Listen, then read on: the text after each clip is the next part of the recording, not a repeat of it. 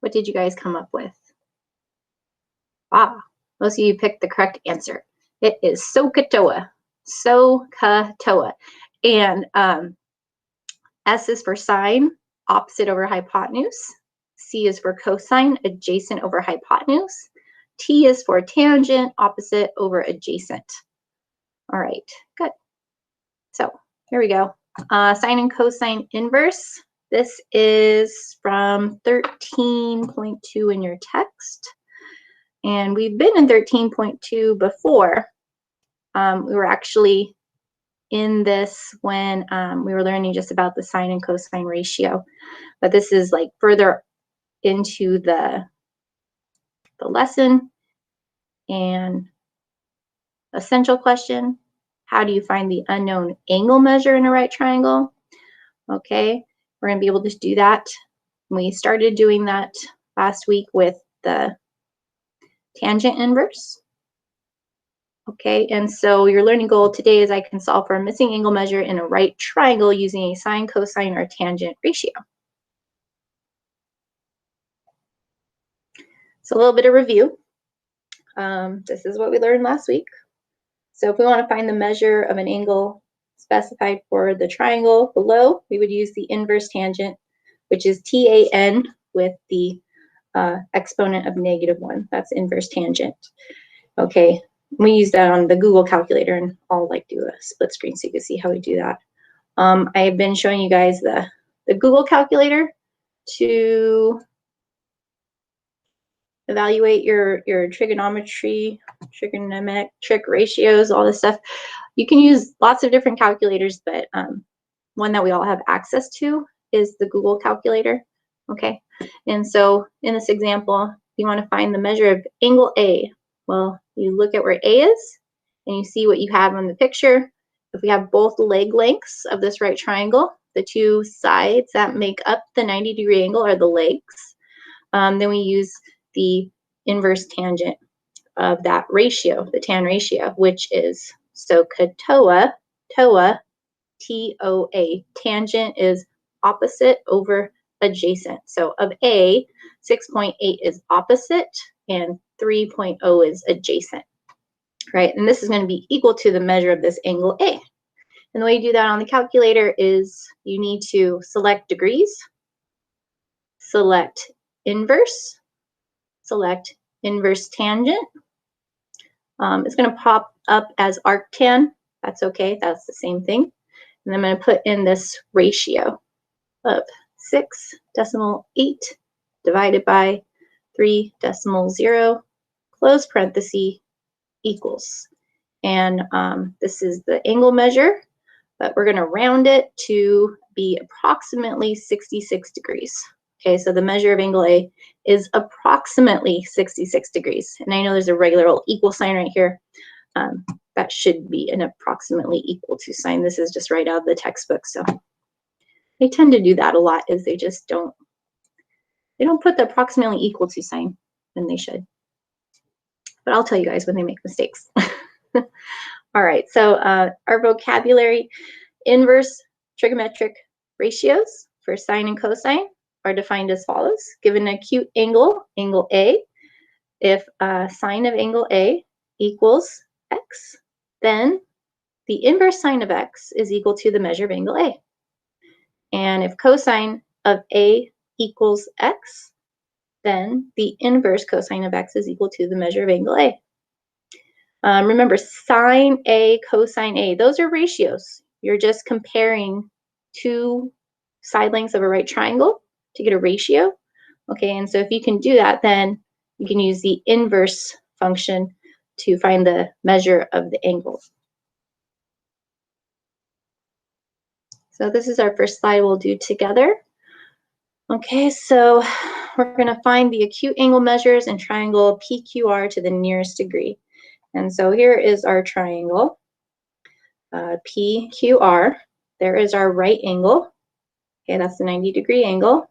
And you can identify where the hypotenuse is because it is always opposite the right angle. So 13 is my hypotenuse. And the two legs of this right triangle are 7 and an unknown measure here. But this is actually enough information so that we can find the measures of these two acute angles R and P that are in this right triangle. So we're going to write a trigonometric ratio for angle R.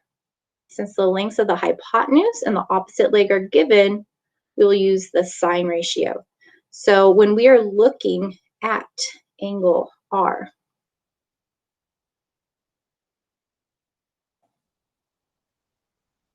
so when we look at R, it's right here, all right? 7 is opposite to R, okay? This side PQ or QP is opposite to R. So that means I have opposite and hypotenuse. And I've told you guys before, whenever you are working with trigonometric ratios, it's a good idea just to write SOHCAHTOA, so you know what you're working with and what you need to identify. So if I have the opposite and the hypotenuse, O and H, that means I'm using sine. That's how we know to use sine. And so the sine of angle R is PQ over PR, or 7 over 13. And then we can write and evaluate an inverse trigonometric ratio to find the measure of R.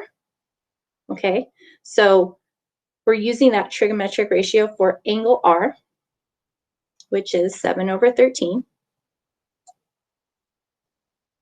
So right here, I'm going to type 7 over 13.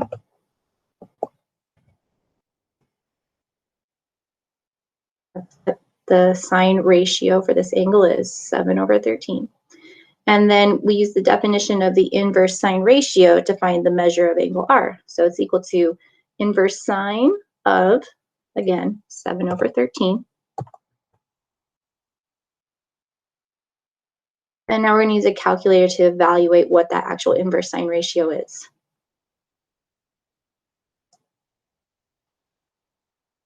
All right, so I'm going to go back to my calculator over here, figure everything out. When you use the Google calculator, I'm going to put some steps here for you as well.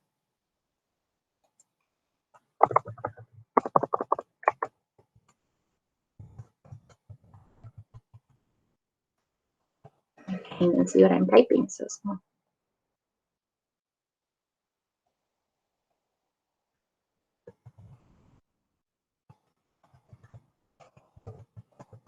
Okay, so step 1 would be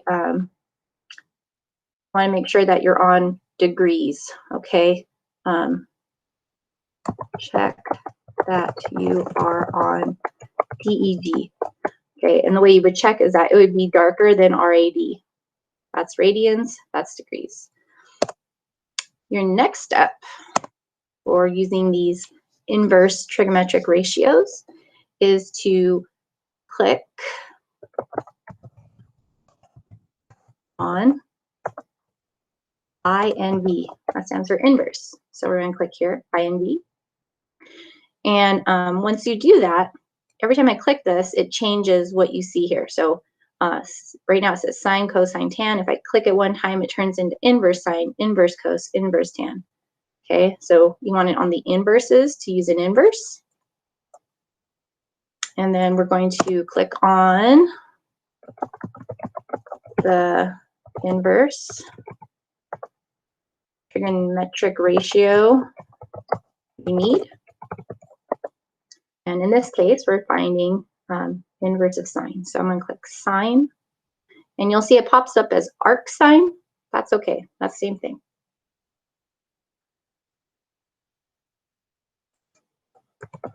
You want to enter the ratio. You want to enter the ratio and close the parenthesis.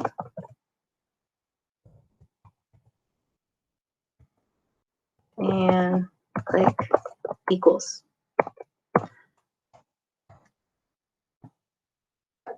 Here, arc sine, I'm doing 7 divided by 13. And close the parenthesis, equals. All right, and so we have this number here, 32.5789, and so on.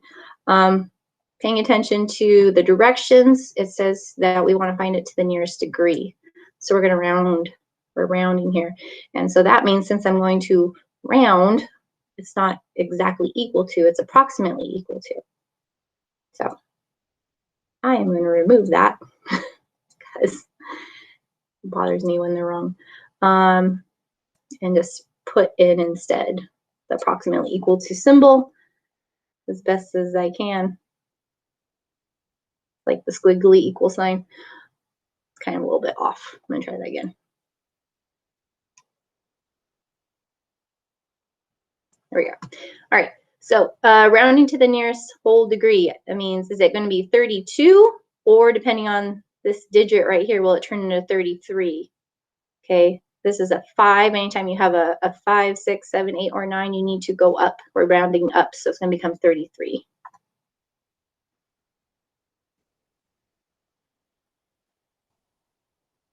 Approximately 33 degrees.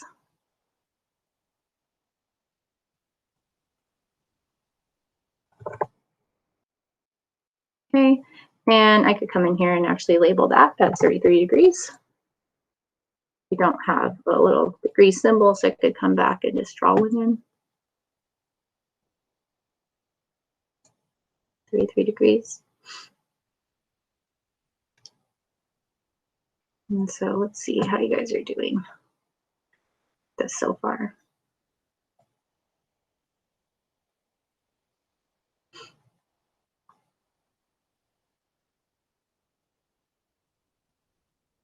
I have 19 of you writing, which is really good. That's a really good response. 26 of you are joined. Everyone should be writing on this slide right now. You may need to have 2 windows open so you can see our presentation. You can also see your own work. Okay, and so next it says write a cosine ratio for angle P. So now we have switched which acute angle we're looking at. We're looking at angle P up here. All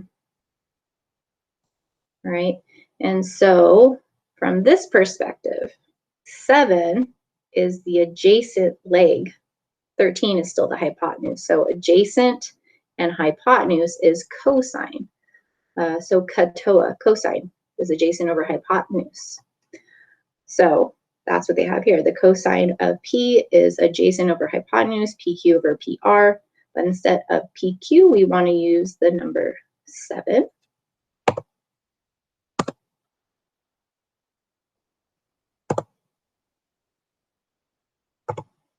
And instead of PR, we will use the number 13.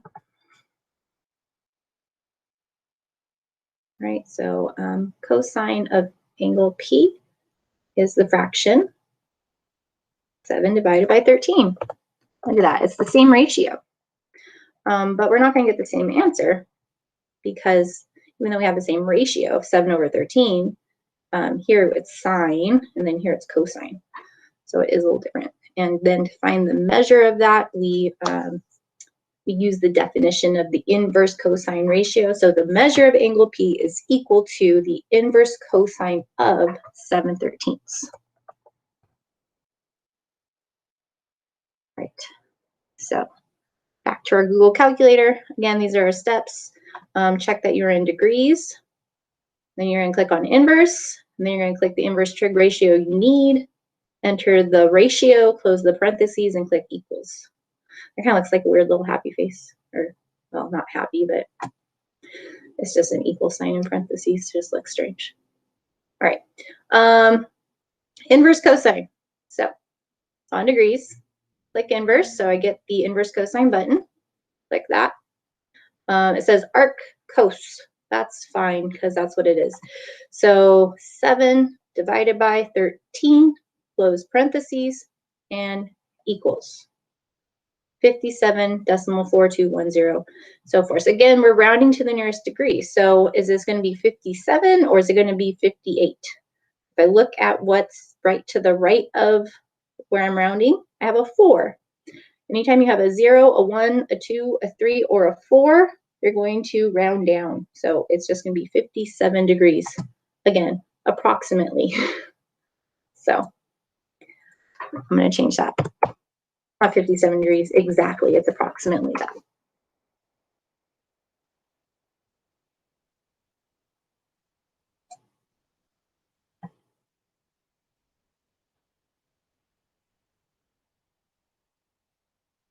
All right.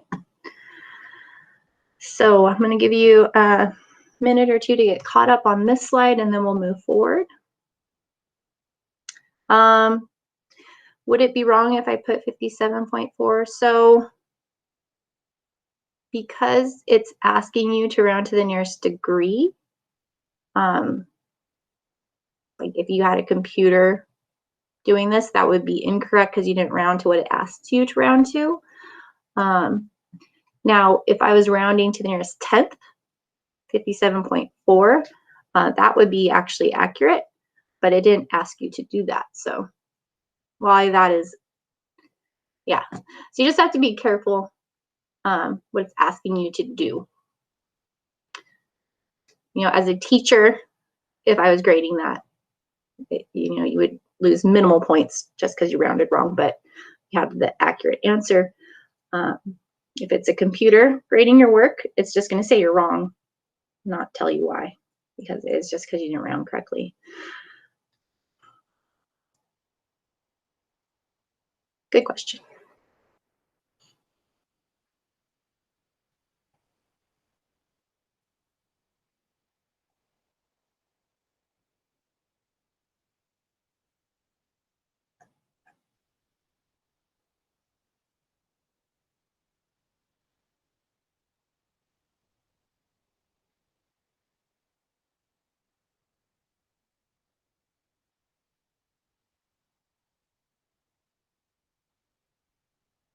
All right, so we're going to move forward. And if you're not quite done yet, you can always come back to this when I put you on student pace and you can fill in what you missed. All right, so in the last example, the one we just did, the measure of angle R, it was about 33 degrees. And I even used the wrong symbol here when I typed this up. So it was about 33 degrees. And the measure of angle P was approximately 57 degrees. All right. What do you notice about the sum of 33 degrees and 57 degrees? What do you notice about the sum of 33 degrees and 57 degrees? I want you to type. What do you notice about its sum?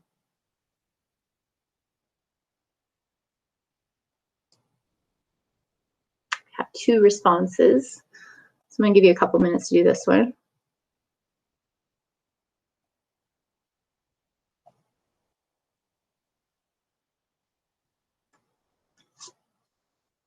So go to your Pear Deck tab and type something.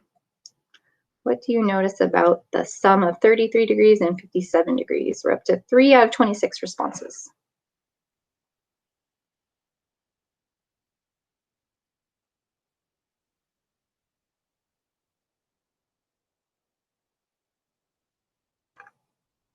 Half of you are in your Pear Deck. You're viewing your Pear Deck. From what I can tell, if you have a split screen, it may not be that. That's where you're at. I don't know. I think it's whatever one you've last clicked on. But everyone should go to your Pear Deck tab, okay, and type something. What do you notice about the sum of 33 and 57?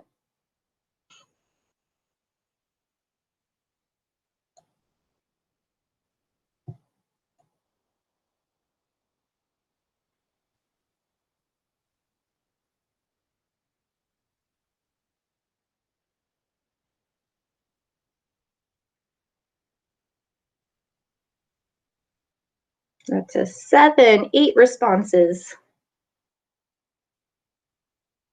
Remember, sum means to add. So I want to know, if you add 33 plus 57, what do you notice? 9 responses.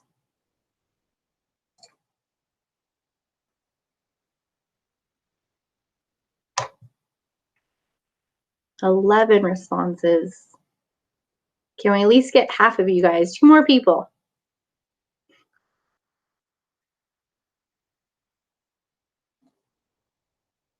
got up to 12. All right, so they equal 90 degrees. It is 90 degrees, a right angle. 90 degrees, right angle. I noticed 57 is a higher number, that they were something. They add up to 90. The sum of the measures of the angles R and P equal 90 degrees. You get 90 degrees. You get 90 degrees, which is a right angle, I'm thinking. It would equal 90, 90, 90, 90. Yes. Okay. So the reason I'm pointing this out to you is that once we find one of the missing acute angles in a right triangle, at that point, you can figure out the other angle. You don't have to use the trigonometric ratios anymore. You could just use simple subtraction, 90 minus whatever that is. These two angles in a right triangle, because this angle is 90 and there's 180 degrees in every triangle, these two angles will always add to 90 degrees, right? And there's a term for that. They're called complementary. When two angles add to 90 degrees, they're called complementary angles. So in this last problem, P and R ended up being complementary because it was a right triangle. So the measure of angle P is 90 degrees minus the measure of angle R, which we could have done 90 minus 33 and got 57 that way. Okay, and so basically that's what this says here, even though it looks a little more like abstract. It says, if angle A and angle B are acute angles in a right triangle, then sine of A equals cosine of B, and cosine of A equals sine of B. Therefore, if theta, that's what that symbol is right here. This is a theta. It's a Greek letter that is commonly used to represent angle measures. It's a variable. So if theta is the measure of an acute angle, all right, so if we look here, angle A is theta, it's an acute angle because this is the right angle, then the measure of B is just 90 minus theta. Theta is just a variable, it could be x. If this is x, then this is just 90 minus x. Okay, but if this is theta, this is just 90 minus theta. Sine theta equals cosine of 90 minus theta, and cosine of theta equals sine of 90 minus theta. Right, so that's another way to get, when you're working on a problem, if like the one we're going to do right now. Okay, so we have a right triangle. We know it's right because here's the right angle, right? Right. Wrong one. Here we go. I could draw on it. Okay. Once you find the right angle, then the side, this is the hypotenuse. 18 is the hypotenuse.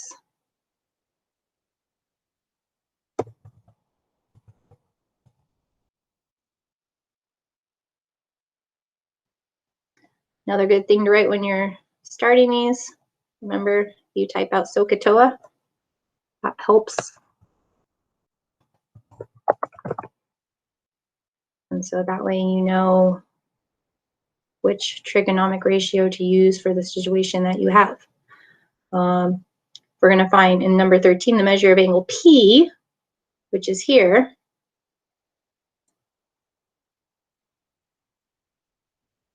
It's that one.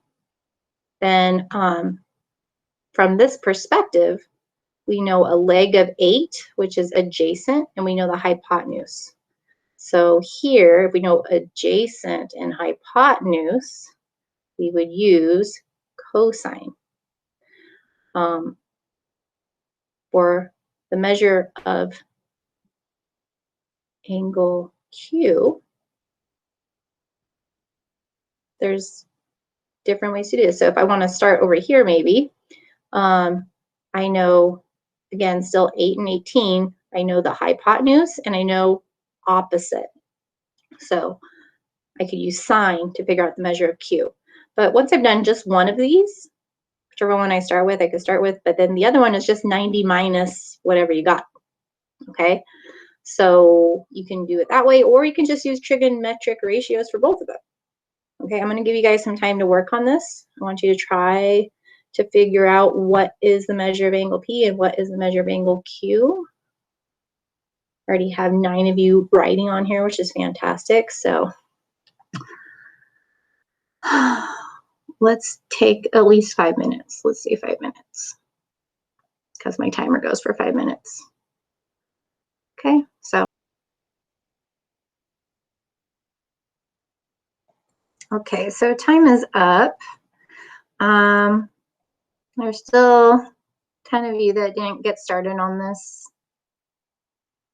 I'm going to actually add in 57 degrees on slide 5 since it's here.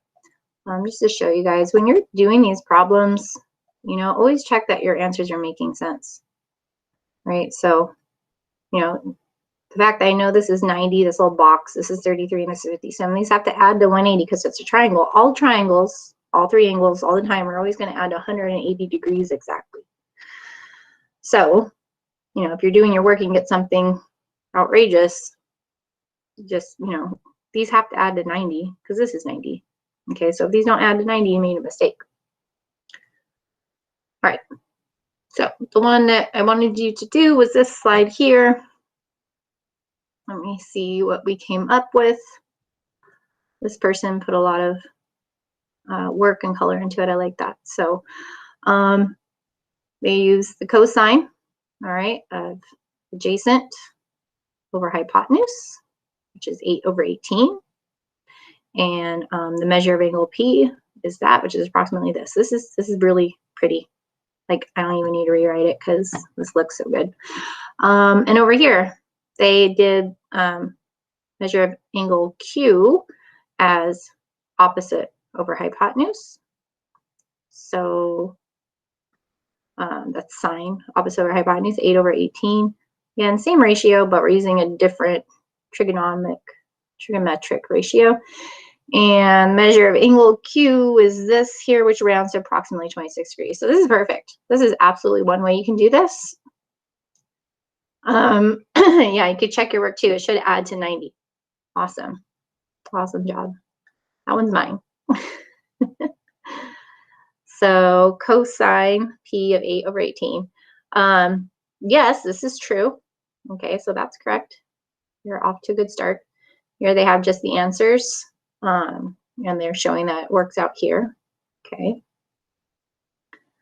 So as far as showing your work, that first example is really good.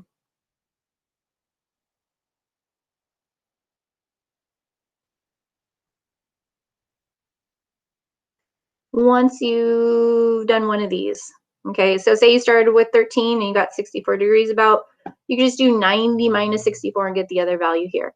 Or if you started with number 14 and you figured out it was about 26 degrees, you can then figure out the answer to 13 by doing 90 minus 26 because these two add to give you 90 degrees. All right, so I'm going to end the lesson right here and just leave it on this slide because this slide this person did an amazing job.